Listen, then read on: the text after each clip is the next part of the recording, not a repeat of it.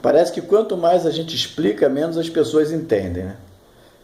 Eu vi um camarada falando na televisão não, no Facebook, que Jesus inaugurou o céu com um ladrão. Esse é o Deus dele, o que inaugura o céu com o ladrão, ou seja, um Deus maravilhoso, perdoador. E vi também pessoas falando que Jesus, ele chama para si os pecadores, as prostitutas, os homossexuais.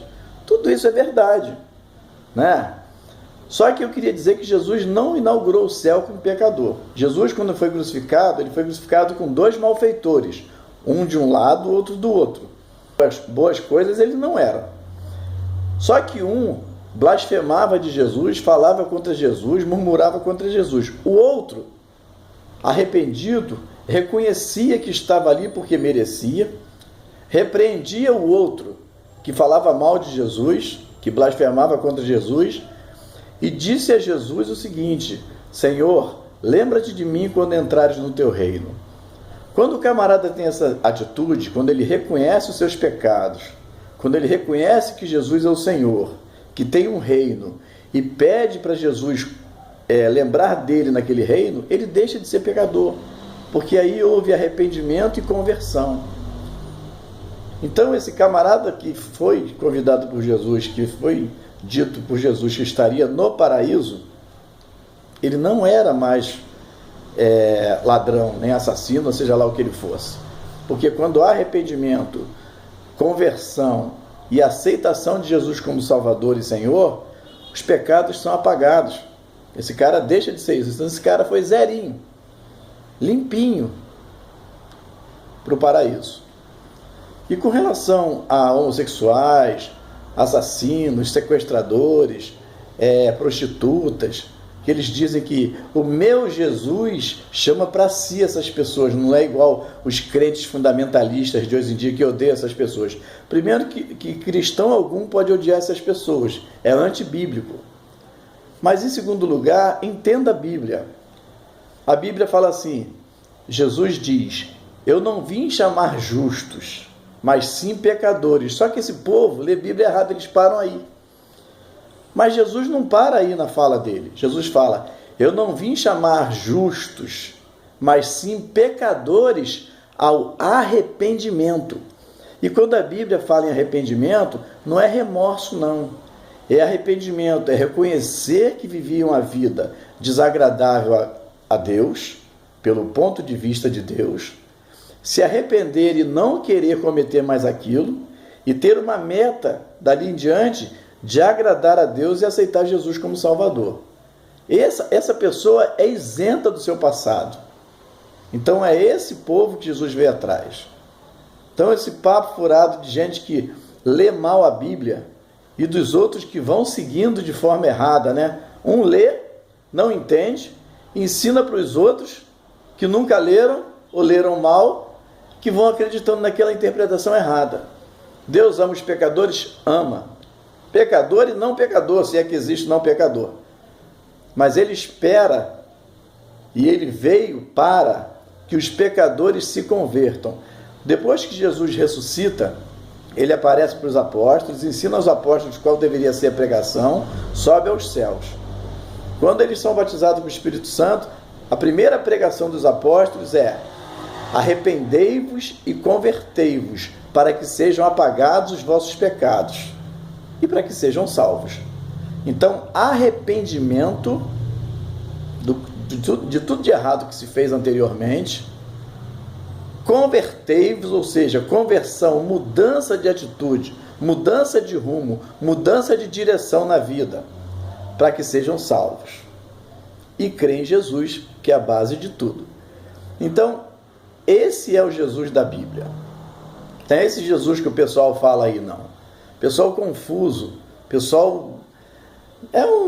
a teologia da libertação é um comunismo implantado no inconsciente de um monte de crentes que não entende nada sobre Jesus. Para você que pensa que Jesus e Deus Pai são pessoas boazinhas, que perdoa todo mundo sem critério, eu vou falar algumas coisas para você que vai te chocar. Mas você vê que Deus é bom, mas Deus é justo. Você vai ver isso agora. Primeiro, Quando Jesus foi preso, ele foi levado a Pilatos. E Pilatos perguntou assim para ele: qual é a verdade? Você sabe quem era Pilatos? Pilatos era um cara terrível, sanguinário.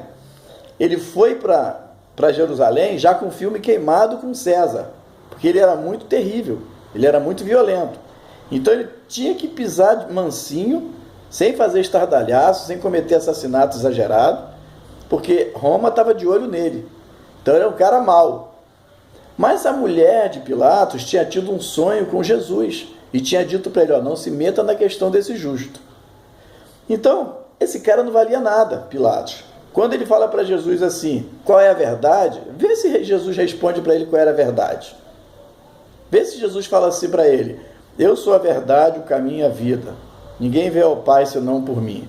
Não fala. Sabe por quê? Porque esse cara não merecia ouvir a verdade. Ele merecia responder pelos pecados dele e pela consciência dele. Então Jesus não responde para ele, não prega o evangelho para ele. Depois ele é enviado a Herodes, que não valia nada. É o mesmo Herodes que matou Tiago, parente de Jesus. É o mesmo Tiago que tinha aprisionado Pedro lá na frente, antes disso tudo que eu vou falar agora acontecer, e que ia matar Tiago, que ia matar Pedro. Então esse Jesus, que conhecia bem quem era esse Pilatos, ou quem era esse Herodes, quando Herodes recebe Jesus, né, quando Jesus é preso e é enviado por Pilatos a Herodes, vai lá e vê. Herodes estava pedindo para Jesus fazer um sinal do céu. Aquilo era para quê? Para se arrepender, para ver que Jesus é o Senhor, o Salvador? Não, ele queria ver um espetáculo.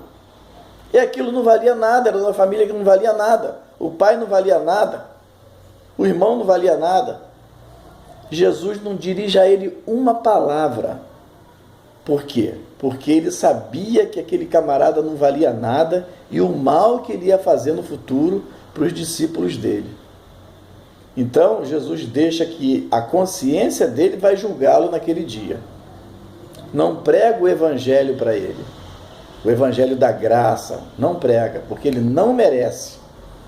Porque ele não queria se arrepender. Assim como Pilatos também não queria se arrepender.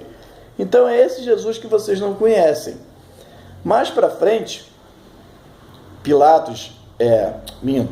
Herodes, mais para frente, depois que mata Tiago e tal, quando ele vai fazer um discurso diante de uma multidão, Jesus já tinha morrido, ressuscitado e ido para o céu, a Bíblia fala assim, Herodes, cheio de pompa, né? Um anjo do Senhor o feriu e, comido de bichos, expirou. Mas que Deus é esse que manda um anjo para ferir um camarada que, comido de bicho, morre? É o Deus da justiça. Ele é bom, mas ele é justo e justiceiro. Ele é misericordioso? É, mas também é punidor daquele que faz o mal. Mais para frente ainda, você vai ver Ananias e Safira, que eram servos de Deus, que as pessoas voluntariamente vendiam suas propriedades. Voluntariamente, ninguém era obrigado a fazer isso. Por exemplo, vendia por 100 mil reais. Lógico que o dinheiro não era reais, só para a gente entender hoje. Pegava o dinheiro, entregava os apóstolos e eles distribuíam para os necessitados. Ananias e Safira, sua esposa, venderam sua propriedade, vamos supor que fosse por 100 reais. Combinaram entre si para dizer que foi só 50, que venderam só por 50 mil reais. Chegou lá, foi Ananias primeiro, entregou os 50 mil reais para Pedro. Aí Pedro perguntou, vendeste sua propriedade por 50 mil reais? Ele falou, sim. Aí Pedro fala para ele, por que você quis enganar a Deus? Se você ficasse com a propriedade, não seria sua? Ou se vendesse, o dinheiro não seria seu? Mas por que você mancomunou para querer enganar a Deus? Eis aí o pé daqueles que te levarão. E ele morreu na hora. Depois veio Safira, a esposa dele, confirmou a história do marido e morreu também. Mas que Deus é esse? Que Deus é esse? É Deus que pune aquele que faz o mal de forma consciente, sem arrependimento. Então, Deus é bom? É. Entenda, minha irmã, entenda, meu irmão. Caramba, que dificuldade, vai ler Bíblia. Ora antes para poder entender a Bíblia. Deus ama todo aquele que se arrepende. Assim como você tem que amar todo aquele que se arrepende. Agora vai lá no presídio, quando o camarada meter a arma na tua cara, você pergunta para ele, você está me assaltando? Tô. Você está arrependido de estar me assaltando? Se ele falar que tá, largar a arma e foi embora, perdoa. Agora se ele falar que não, passa tudo para mim, ele não está arrependido coisa nenhuma, ele merece punição. Entende a Bíblia?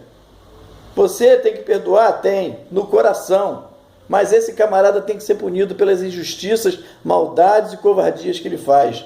Entenda a Bíblia. A Bíblia não é um livro para fazer você um tolo, uma ovelha muda perante lobos.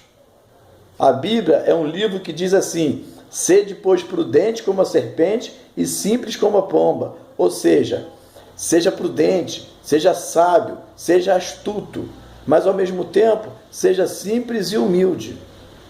Ou seja, saiba agir diante das várias circunstâncias da vida. Não seja tolo, não entenda a Bíblia de forma errada, não fale besteira a respeito de Deus. Isso tudo que eu estou falando não afeta a visão sobre Deus, não. Deus continua sendo bom, sendo maravilhoso. Nós não merecemos nada de bom da parte de Deus, mas porque nós nos arrependemos, porque nós queremos fazer o que é certo, porque nós buscamos e ficamos muito tristes quando erramos, Deus é misericordioso sobre nós, conosco, e derrama a tua graça, a sua bondade sobre nós. E se por um acaso não derramar também, ele continua sendo bom do mesmo jeito. Agora, não seja tolo, pensando que aquele cara que mete uma arma na cara do outro, que mete bala no outro, está arrependido, merece perdãozinho, merece ser tirado da prisão, que Deus inaugurou o céu com um ladrão. Não inaugurou o céu com ladrão coisa nenhuma, aquele cara não era mais ladrão, houve arrependimento, que Deus chama a si os pecadores. Deus chama a si os pecadores coisa nenhuma, Deus chama a si os pecadores para arrependimento. Entende? Acorda, caramba! Não aguento tanta tolice.